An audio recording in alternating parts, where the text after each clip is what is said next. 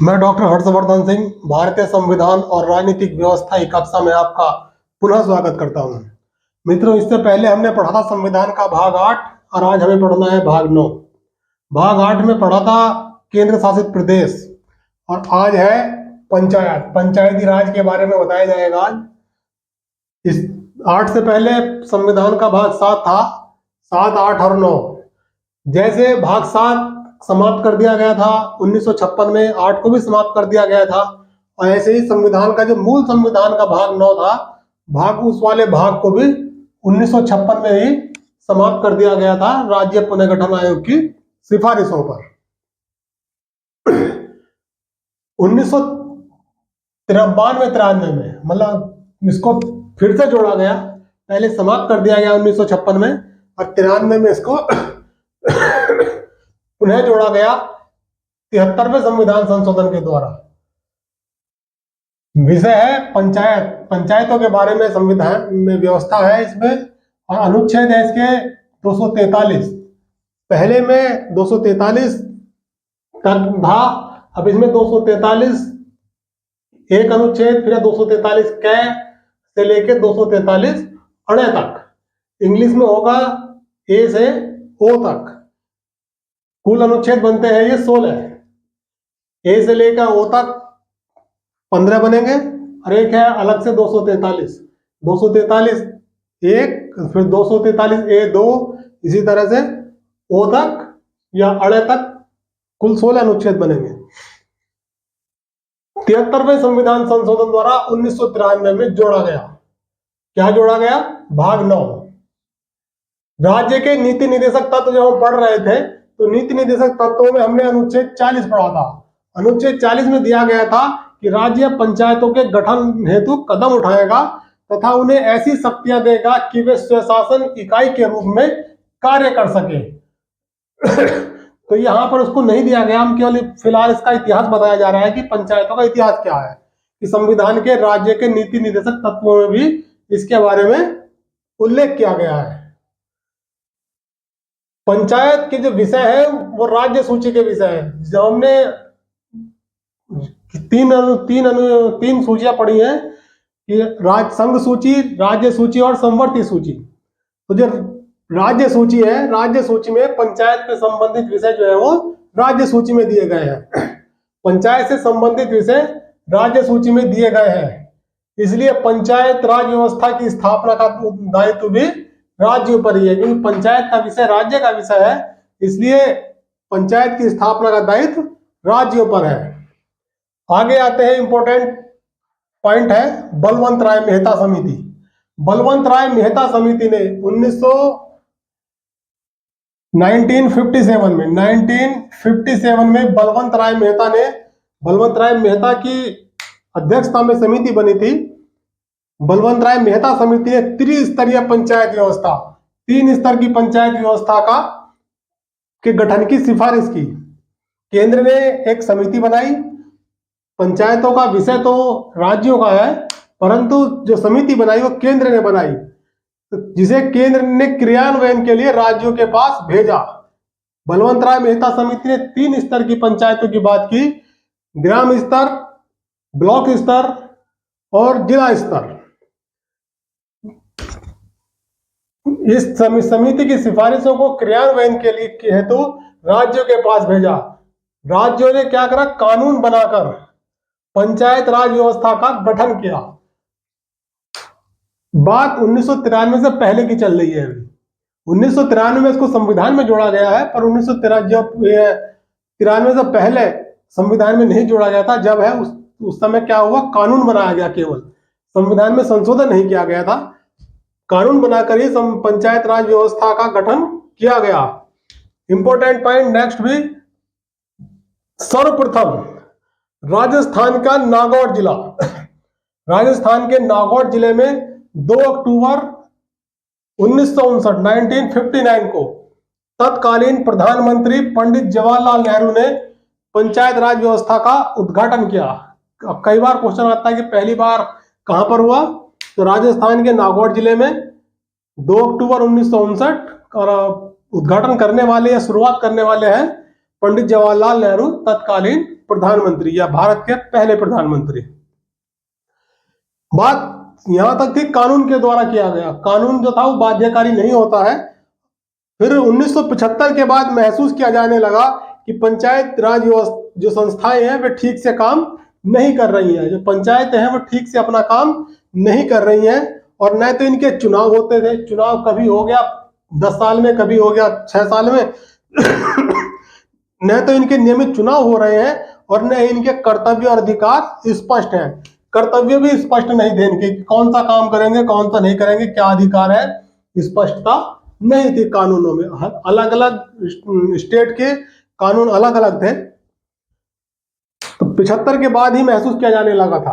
75 के बाद क्या हुआ, पंचायती राज व्यवस्था के संबंध में सिफारिश देने हेतु अशोक मेहता, पहले बलवंत राय मेहता की समिति है 1957 में, फिर 77 में एक और दूसरे आते हैं, अशोक मेहता की अध्यक्षता में एक समिति का गठन किया जाता है कि भैया पंचायतों के बारे में अपने सुझाव दें, कैसे सुधार हो, नियमित कैसे हो सके।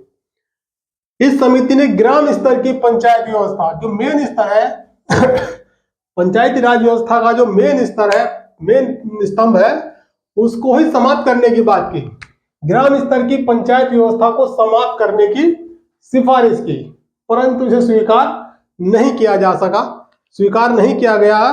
फिर भी आपके लिए इंपॉर्टेंट है कि कौन सी व्यवस्था, किसकी समिति ने ग्राम स्तर को समाप्त करने की सिफारिश की। अक्सर पीसीएस जैसे परीक्षाओं में कई बार सवाल आया है इस समिति, परंतु इसे स्वीकार नहीं किया गया। इसके बाद राजीव गांधी, जब राजीव गांधी प्रधानमंत्री थे, राजीव गांधी के समय पंचायत व्यवस्था के संबंध में सुझाव देने हेतु जीवी के राव समिति और उसके बाद एल.एम. सिंघवी समिति, 2 समितियां गठित की गई इस तरह से कुल 4 समितियां हो जाती हैं। पहली है बलवंत राय मेहता समिति, इसने त्रिस्तरीय पंचायत के बारे में सबसे पहले अपने सुझाव दिए, इसको लागू किया गया, मान लिया गया पूरी तरह से। फिर है अशोक मेहता समिति, इसने ग्राम स्तर को ही समाप्त करने की बात की, इसकी सिफारिशों को स्वीकार नहीं किया गया।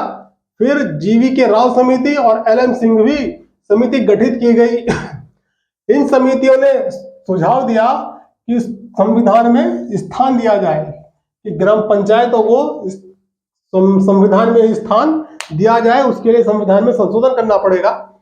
इस समिति की सिफारिशों के आधार पर संविधान में संशोधन किया गया। तो संविधान का जो वर्तमान संशोधन है, जिसकी अब जो भाग 9 में है, 73वां संविधान संशोधन है, 73वां संविधान संशोधन है,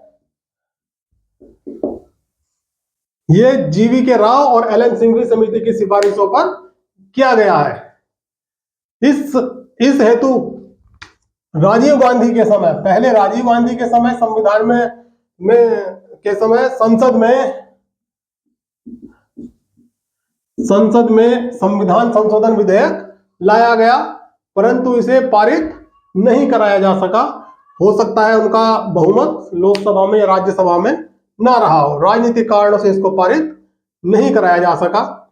उसके बाद 1992 में 1992 में नरसिम्हा राव के समय पुनः संविधान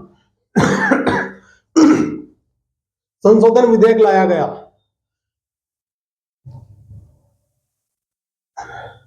इसे 73वें संविधान संशोधन द्वारा भाग 9 तथा इस 73वें संविधान संशोधन द्वारा भाग 9 और 11वीं अनुसूची जोड़ी गई। 11वीं संविधान में भाग 9 जोड़ा गया और अनुसूची 11वीं जोड़ी गई।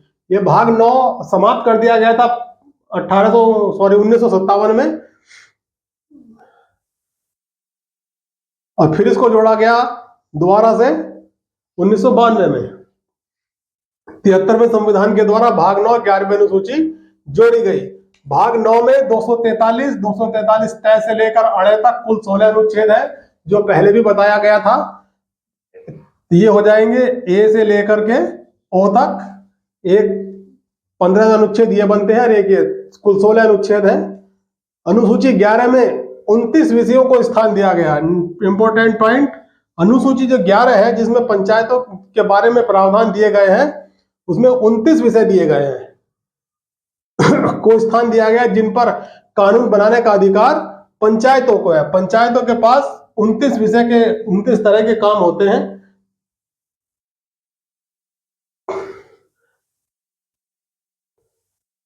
कानून बनाने का अधिकार पंचायतों को होगा। भाग 9 में त्रिस्तरीय पंचायतों के प्रावधान है, ग्राम स्तर, मध्यवर्ती स्तर और जिला स्तर। ग्राम स्तर हर एक गांव में है, मध्यवर्ती स्तर ब्लॉक स्तर कहलाता है और जिला स्तर तो जिला स्तर है जहां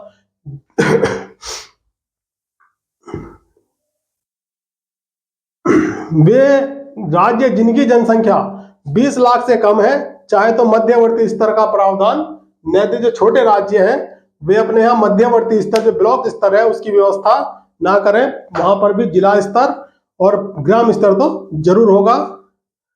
पंचायतों के सभी चुनाव अधिकार और कर्तव्य राज्य विधानमंडल द्वारा कानून बनाकर निर्धारित किए जाएंगे। राज्य के विधानमंडल को अधिकार होगा कि वो इसके संबंध में कानून बनाए। इसको नोट करें, फिर आगे बढ़ेंगे।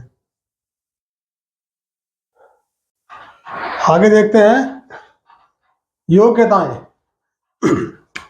पंचायत का अध्यक्ष या सदस्य बनने के लिए न्यूनतम योग्यता 21 वर्ष। मेन चीज है 21 वर्ष की न्यूनतम योग्यता होनी चाहिए। और इसके अलावा शेष योग्यताएं वे हैं जो राज्य विधानमंडल का सदस्य बनने के लिए आवश्यक थी। जब हमने राज्य विधानमंडल पढ़ा था तो जो योग्यताएं वहां थी, जैसे भारत का नागरिक होना चाहिए, तो वही व्यवस्था यहाँ भी है।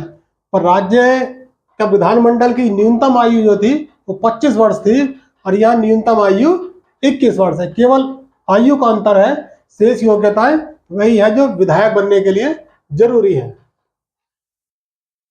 नेक्स्ट है पंचायत के सदस्यों का चुनाव ग्राम सभा के सदस्यों द्वारा।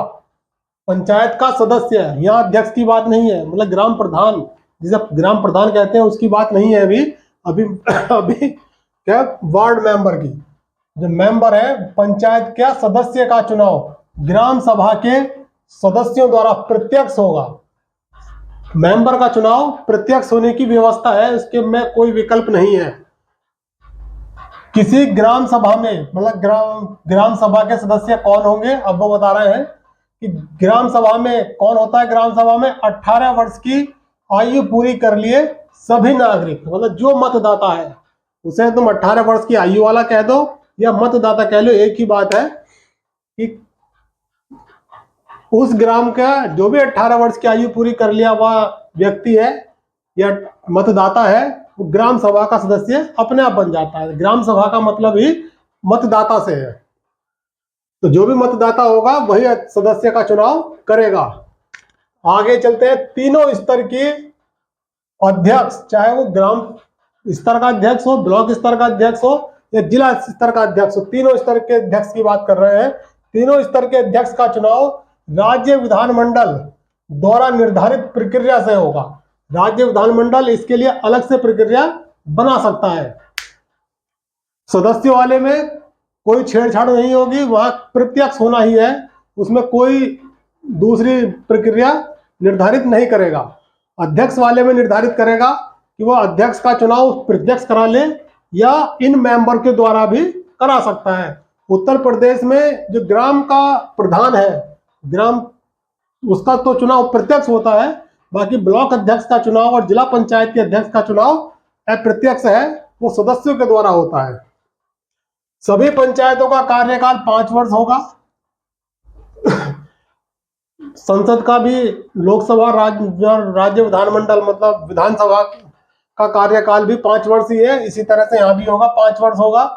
इसे पहले भी विघटित किया जा सकता है, किसी भी गांव की पंचायत को पहले भी विघटित किया जा सकता है यदि उस पर कोई भ्रष्टाचार का सबूत मिलता है तो उसे पहले भी विघटित किया जा सकता है। इसे पहले भी राज्य विधानमंडल द्वारा निर्धारित प्रक्रिया से पहले भी विघटित किया जा सकता है। आगे क्या होगा, विघटन के बाद, विघटन हो गया तो विघटन के 6 माह के अंदर पुनः चुनाव कराना आवश्यक होगा। विघटन हुआ है तो 6 माह के अंदर चुनाव होगा, और वो जो चुनाव होगा वो बचे हुए कार्यकाल तक ही होगा, यानी कि फिर 5 साल नहीं बचे हुए समय तक के लिए होगा। अगर फिर से 5 साल का पूरा करेगा तो अलग अलग रोज चुनाव होते रहेंगे, कभी किसी पंचायत में कभी कहीं। और शेष समय, यदि बचा हुआ समय शेष माह है तो चुनाव कराना आवश्यक नहीं होगा। बात यह थी कि 6 माह के अंदर कराना आवश्यक होगा। यदि बचा ही समय 6 माह का है तो चुनाव कराना आवश्यक नहीं होगा। अध्यक्ष एवं सदस्यों के लिए सभी प्रकार की पंचायतों में जो अध्यक्ष है और सदस्य हैं, उसके लिए सभी प्रकार की पंचायत, चाहे वो ग्राम स्तर की हो, मध्यवर्ती हो, या ब्लॉक स्तर की हो, जिला स्तर की हो, अनुसूचित जाति एससी और अनुसूचित जनजाति को उसकी जनसंख्या के आधार पर, जनसंख्या के अनुपात में आरक्षण दिया जाएगा। एससी एसटी के लिए आरक्षण होगा जनसंख्या के अनुपात में। आगे है कुल सीटों का 33% महिलाओं के लिए, महिलाओं को जो रिजर्वेशन दिया गया है वो 33% है, आरक्षित होगा। नेक्स्ट, और ये आरक्षण भी जो होगा तीनों तरह की उसमें आरक्षण लागू किया जाएगा। राज्यों और पंचायतों के बीच करों का बंटवारा होना है। टैक्स है, कर मतलब टैक्स का जो बंटवारा होगा वो किस तरह से होगा, उसके लिए एक राज्य वित्त आयोग का गठन किया जाएगा। गठन कौन करेगा? नियुक्ति करेगा राज्यपाल। राज्यों और पंचायतों के बीच करों के संबंध में रिपोर्ट देने के लिए कि किसको कितना हिस्सा जाएगा, कितना राज्य के पास जाएगा, कितना पंचायतों के पास जाएगा, इस बारे में रिपोर्ट देने के लिए होगा वित्त आयोग होगा, जिसकी नियुक्ति राज्यपाल करेगा। पंचायत के संबंध में प्रावधान लगभग पूरे हो गए हैं। आशा करता हूं कि आपको समझ में आया होगा। जो प्रतियोगी परीक्षाओं के छात्र हैं वो हमारे YouTube चैनल पर जाएं, वह हमारी प्लेलिस्ट है भारतीय राजनीति और संविधान के नाम से, वहां जा करके हमारे जितने भी वीडियो उसको देखें। मेरा पूर्ण विश्वास है कि कोई भी प्रश्न पॉलिटी से संबंधित बाहर हमारे पढ़ाए हुए से बाहर नहीं जाएगा। धन्यवाद।